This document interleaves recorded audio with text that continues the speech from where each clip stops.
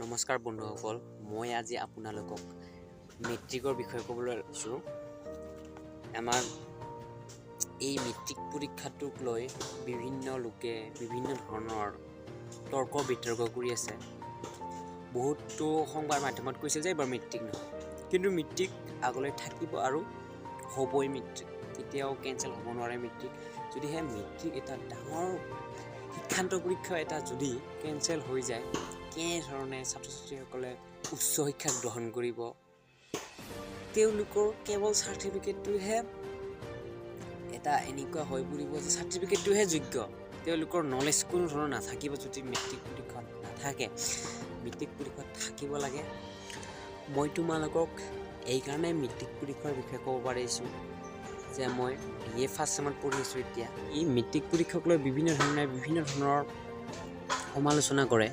সেই মেট্ৰিক পৰীক্ষাটো ইমান কঠিন নহয়, আৰু তোমালোকে যেনেধৰণে সাধাৰণ পৰীক্ষা এটা প্ৰিপেৰেশ্যন কৰা, যেনেধৰণে প্ৰস্তুত চলাই থকা সেই পৰীক্ষাক লৈ, তেনেকুৱা ধৰণে তোমালোকে মেট্ৰিক পৰীক্ষাটো যদি প্ৰিপেৰেশ্যন কৰা, তোমালোকে প্ৰথম স্থানত উত্তীৰ্ণ হ'বা, ফাৰ্ষ্ট ডিভিজন।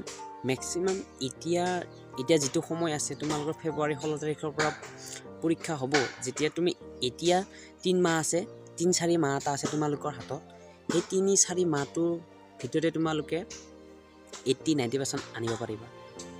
এটা কথা মনত ৰাখিবা যে সত্য সদায় জয়, আৰু তুমি যেনে কৰ্ম কৰিবা তেনে ফল পাবা। যদি তুমি এতিয়া অৱহেলা কৰিছা, তেনে সেই ৰিজাল্টৰ সময়ত এনেকুৱা এটা দুখ লাগিব। তোমাৰ বন্ধুবৰ্গই যেতিয়া পাব, তোমাৰ বন্ধু বান্ধৱীবৰ্গই যেতিয়া পাব ফাৰ্ষ্ট উত্তীৰ্ণ, ফাৰ্ষ্ট ডিভিজন, কিছুমানে 90, 80, 70% পাব, তেতিয়া তোমাৰ মনত আহিব মই যদি অকণমান পঢ়িলোঁ হয়, ভালকৈ মই উত্তীৰ্ণ হ'ব পাৰিলোঁ হয়। এতিয়া কিছুমানে যিসকলে ফেইল কৰিলে সেইসকলেতো ভাবিবই মই আৰু জীয়াতকৈ যোগ্য নহয় নেকি, এনেকুৱা বুলি ভাবে। এনেকুৱা নহয়, মেট্ৰিক পৰীক্ষাটো কোনো ধৰণৰ ডাঙৰ বস্তু নহয় যে মেট্ৰিক পৰীক্ষা পাছ হ'লে যে সকলো চাকৰি পায়, তেনেকুৱা নহয়। এতিয়া আমি এনেই বহিছোঁ বুলি ক'লেও ভুল নাই, যিহেতু BA ফাৰ্ষ্ট চেম কৰি আছোঁ। মেট্ৰিক পৰীক্ষাটো ইমান কঠিনো নহয় আৰু ইমান ইম্পৰ্টেণ্টো নহয়।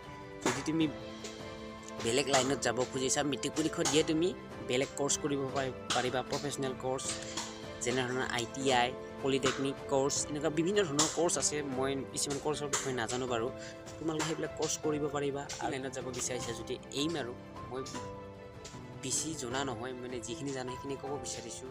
গ্ৰেজুৱেশ্যন কৰিব লাগিব, আৰু গ্ৰেজুৱেশ্যন কৰাৰ পিছত তোমালোকে যিকোনো MA, MPhil, MS তোমালোকে যি লোৱা, আৰ্টছ, ছায়েন্স, কমাৰ্চ, তোমালোকে হাই ছেকেণ্ডেৰী যিটো লোৱা, তোমাৰ এইমছৰ হিচাপত ল'বা। তোমাৰ এইমছ কি, তোমাৰ হবি কি, সেই চিষ্টেমতহে ল'বা কৰ্চটো, নহ'লে তোমালোকে পিছত বহুত পস্তাবা। আৰু তোমালোকৰ মেট্ৰিকটো তোমালোকে কেনেধৰণে পঢ়িলে পাছ হ'বা, কিমান স্থানত উত্তীৰ্ণ হোৱা, মই সেইটো ক'বলৈ নাযাওঁ। নৰ্মেল পাছ হোৱাৰ কথাটো ক'ব বিচাৰিছোঁ।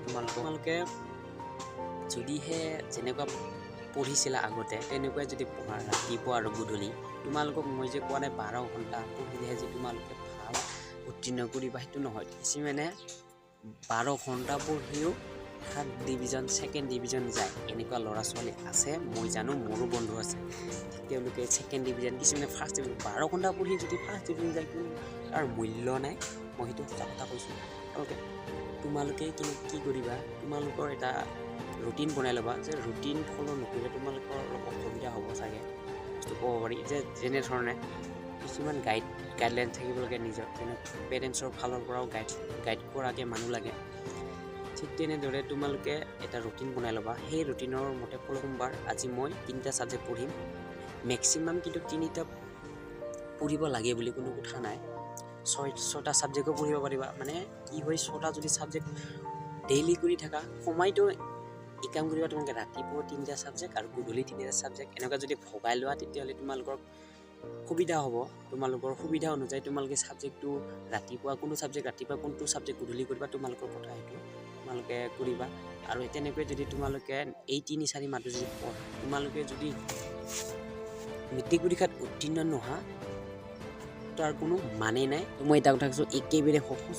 তোমালোকে যদি স্কুলত যদি ইমান এটেণ্ডেণ্ট নাথাকা যিহেতু স্কুলত যদি ইমান উপস্থিত নাথাকা তেতিয়াহ'লে তোমালোকে এনেকৈ কৰিব পাৰা কিছুমান ছাজেশ্যন থাকে নোটছ থাকে মডেল থাকে সেইবোৰ ব্যৱহাৰো কৰিব পাৰা সেইবোৰ ব্যৱহাৰ কেনেকৈ কৰে তোমালোকে জানানে বাৰু সেইবিলাকৰ ব্যৱহাৰ এনেকুৱা সৰু টপিকটা দিছে শীতল যুদ্ধ কেতিয়া হৈছিল বা তোমালোকৰ মোগলৰ বিষয়ে সুধিছে চাহজাহান তেওঁলোকৰ বিষয়ে সুধিছে আৰু তোমালোকৰ মেথছৰ বিষয়ে সুধিছে মেথছত ধৰ মধ্যমা কেনেকৈ ওলাই কি সেইবিলাক বস্তুটো থাকে কিন্তু তুমি অলপমান বহলাই লিখিলে মানে সিহঁতে ভাবিব যে তুমি তেনেকুৱা কোনো ছাজেশ্যন মডেল নোটছ ব্যৱহাৰ কৰা নাই বুলি ভাবিব তুমি অলপমান নিজে প্ৰস্তুত কৰি লিখিবা তেতিয়াহে তোমাক ভাল নম্বৰ দিব আৰু তুমি যিটো লিখা সেইটো কেতিয়াও ভুল নহয় 1 নম্বৰ হ'লেও পাবা যদি তুমি ভাবি চিন্তি লিখা 1 নম্বৰ মই পাইছোঁ সেইটো হায়াৰ ছেকেণ্ডেৰীত মানে মই কিছুমান বহুতখিনি পঢ়ি যোৱা নাই বাৰু কিছুমান বনাই লিখিছিলোঁ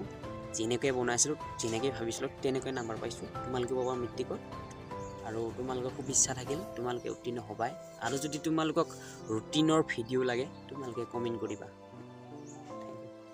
আৰু শেষত মই এটা কথা ক'ম তোমালোকে ভালকৈ পঢ়িলেতো উত্তীৰ্ণ হ'বাই যদিহে তোমালোকে ধৰ কোনো টিউশ্যন লোৱা নাই আৰু কোনো তোমালোকৰ পেৰেণ্টছৰ পৰা গাইড কৰা মানুহ নাই তেতিয়াহ'লে তোমালোকে মোক এই ভিডিঅ'তে মোক কমেণ্ট কৰা তোমালোকে মোৰ নাই ষ্টাৰ মাৰ্ক কৰিবা মোৰ নাই বুলি ক'লে যিসকলে মোৰ নাই বুলি কয় মই তেওঁলোকৰ কাৰণে এটা স্পেচিয়েল ভিডিঅ' বনাম কেনেকৈ পঢ়িলে কেনেকুৱা ৰুটিন বনাব লাগে পেৰেণ্টছৰ ফালৰ পৰা কেনেকুৱা গাইড কৰিব লাগে তেনেকুৱা সকলো ডিটেইলছ তোমালোকক মই এইটো চেনেলতে আপলোড কৰিম ভিডিঅ' এটা বনাই পেলাই তোমালোকে সেই ভিডিঅ'টোৰ পৰা তোমালোকে চাইবে তোমালোকৰ এটা নলেজ আহিব সেই নলেজৰ পৰাই তোমালোকে সেই বুজি পাবা সেইটোৱে তোমাৰ মানে মেট্ৰিক পৰীক্ষাত উত্তীৰ্ণ হোৱাত সহায় কৰিব